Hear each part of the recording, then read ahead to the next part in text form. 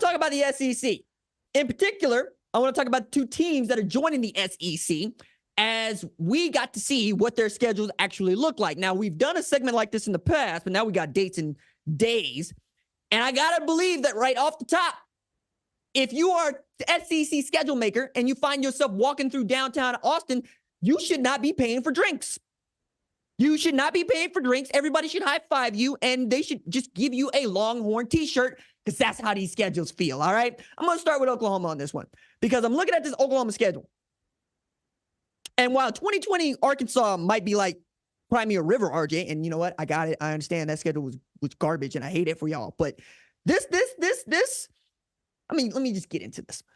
We got Tennessee at home, all right? You know what I'm saying? It's not too late for Tennessee to go ahead and hire Butch Jones, and we can bring Eric Striker back on the sideline, and we can do what we did, at Neyland. But, Josh Heupel got to come home and, got to leave him on the pat on the behind saying you're doing a good job. It's not Oklahoma. You know what I'm saying? That's going to be number one on that one. But that's off the top because they moved the Georgia game away from us because Georgia ain't want to come over here to start. I get, you know what I'm saying? We get that in a little bit. And then at Auburn. And while I don't think that Auburn is nobody, Auburn gave Georgia and Alabama the what for and the how now. You know what I'm saying? Like it's a 6-6 team that could have just as easily been 8-4 with two of the best wins in college football this season. And that's in Hugh Freeze's year one. Now, this is also an Auburn team that got stomped out by New Mexico State at Jordan-Hare.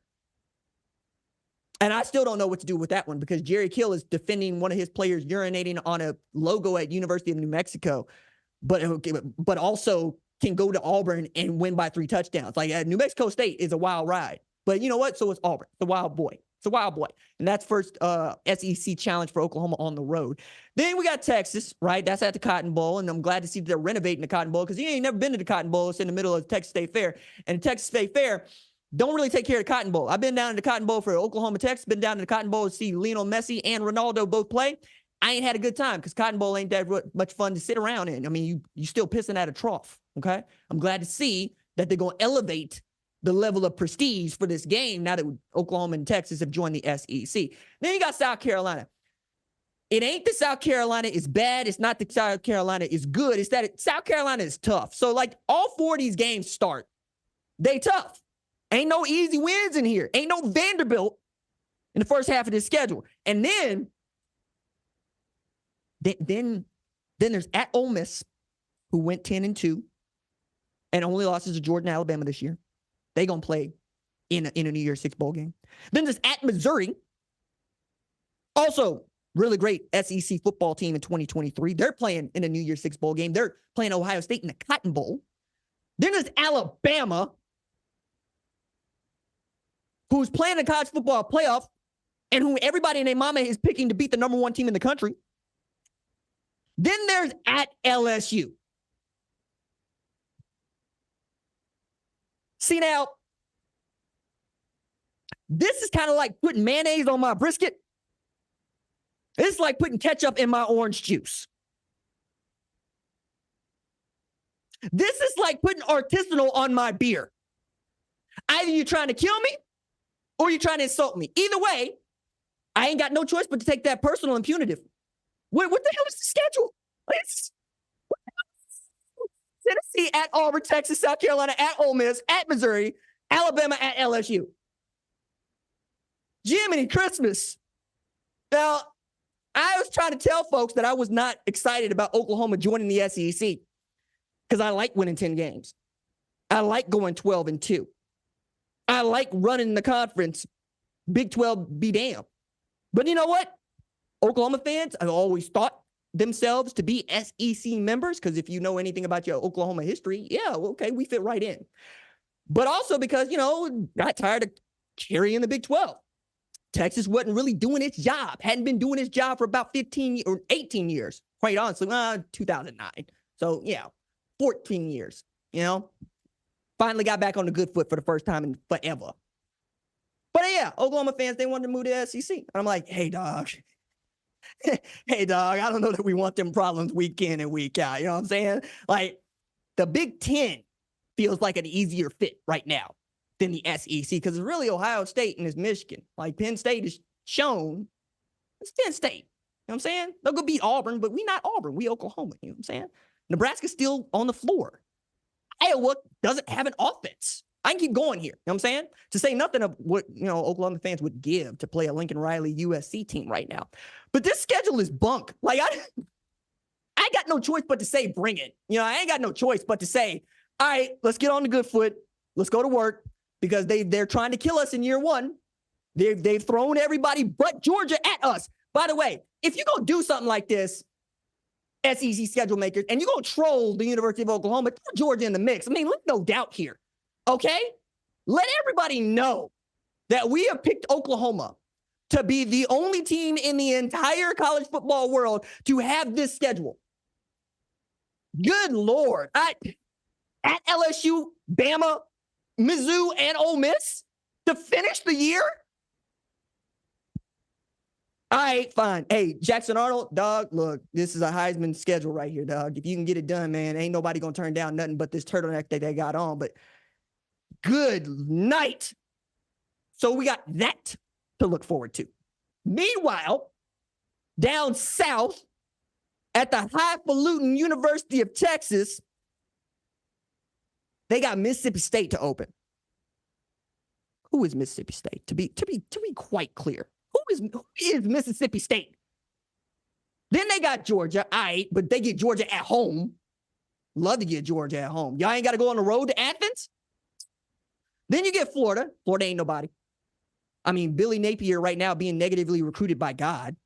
You know what I'm saying? Like dude said, God told me that I'm supposed to go to Texas, meaning he's not supposed to go to Florida. Talk about being negatively recruited. Damn, I don't know how you're going to come back from that one. But DJ Lagway might be a dude, you know what I'm saying? But Florida, they've lost some dudes. Chris Marshall gone, Princely Uman Malin is gone. I'm just saying. Kentucky, fine. Brock Vandagriff, I love Brock Vandagriff. I think he's great. I think that Mark Stoops has been doing a damn great job, but it's still Kentucky. It's still Kentucky. And what has Kentucky won? I'm saying, to paraphrase Dan Lanning, when is the last time that Kentucky affected winning in that conference? Okay. At Vanderbilt. Why do we get to call Vanderbilt an SEC opponent now? Yeah, AJ going to LSU, and I get that, right? London Humphreys, he looked like Ole Miss. But who is, no disrespect to Clark Lee. I understand y'all love y'all some Clark Lee, but only thing that Vanderbilt be contribute to the SEC is its money. Glorified donors to the SEC cause. But y'all get the Commodores. Y'all get to go to Nashville. It's not even a road game. That's Nashville. That's Vanderbilt. You're going to have a road game. You got to play the Titans, not the Vanderbilt Commodores. Okay? The Commodores ain't been relevant since Lionel Richie was the lead singer. At Arkansas. Man, I love me some Sam Pittman. I really do. And that dude wants to be the head coach of Arkansas more than anybody else in the world. I swear for the Lord, because he hired Bobby Petrino to be his offensive coordinator. You want to talk about looking over your shoulder. And then you bring in Taylor Green because you're losing KJ Jefferson. You lost Rocket Sanders to South Carolina. And as bad as I want Arkansas to be good, they're not. You got to go to Arkansas. Fine. And then the one game that everybody and their mama want to see, y'all playing Texas A&M. And to make Texas A&M feel good, y'all got to go to A&M before y'all got to go to DK, or they got to go to DKR. And you get Oklahoma in the Cotton Bowl. This schedule feels very Bama-ish. Feels very Georgia-ish. You know what I'm saying? Feels like the schedule makers are like, well, we would like to make the road as clean as possible for Texas to get to the SEC championship game in their first year. Because that's what this looks like. Like, I'm looking at this. Put it another way. Oklahoma got to play 6 teams that are ranked in the top 25 of this year's college football playoff rankings, top 25 heading to the New Year's 6 bowl game. 6. And that's just an SEC play alone. Texas has 3, and that's including Michigan. And here y'all are trying to tell me, hey, RJ, we got to play Michigan. I don't give a damn. You got Georgia. You got Michigan. You got Oklahoma. Oklahoma, you stuck with us. We stuck with y'all. Right? That game ain't going nowhere. I'm glad to see this staying in the Cotton Bowl, not moving to even the Jerry World. I'm glad the Cotton Bowl people decided to put up their money. But the rest of this, and I'm doing the high-pitched thing people going to accuse me of whatever it is they accuse the voice of. Some people look at my face and look at this beard and expect me to be Barry White. I don't know. But point here being, I got no choice but to feel some kind of way about this. Okay, that's the flagship down there in Texas, right? That's they think they big and they bad. We just wanted to play good football teams, but now we got to bite off this in year one while they get that. I'm just saying, call it both ways. They don't seem like they want to call it both ways. Feels like they're trying to set Oklahoma up to fail, so Oklahoma's just gonna have to run through this schedule and leave no doubt. And you know what? I hate that Oklahoma got this schedule as we go to a 12-team playoff. You know why? Because if Oklahoma ran through this schedule and did what Florida State did this year, ain't nobody in their mama gonna tell us anything other than Oklahoma's the national champ. Had we had the Bowl Alliance in place, Oklahoma would be the national champ if they run through that schedule. But as it is, the best they can hope for is a number one ranked seed in a 12-team playoff. Of all the years to pull this out your keister, out your behind, and hand it to Oklahoma, you got to do it in the 12-team playoff format. Fine. Well, you know what? Whatever. Whatever. Oh, I'm beside myself because now I'm going to have to watch Texas people try to tell me that they play a tough schedule because they got to play Michigan. Michigan might want to buy y'all out of that game. Y'all ain't been paying attention to Michigan non-conference games. They don't give a damn. They don't want none of y'all. Y'all might not have to play that. But given that might be a national championship game, they might keep it on the schedule. You know what I'm saying? Hey, we might have to play Michigan back-to-back years. So Oklahoma had Clemson, Alabama, and LSU, and Georgia. 4 out of 5 years. Finished the year. Don't tell me about what you might have to do against Michigan, who ain't won no national championship since 1997. It's the number one ranked team in the country, and everybody picking number 4 Alabama to beat them. Get out of here with that.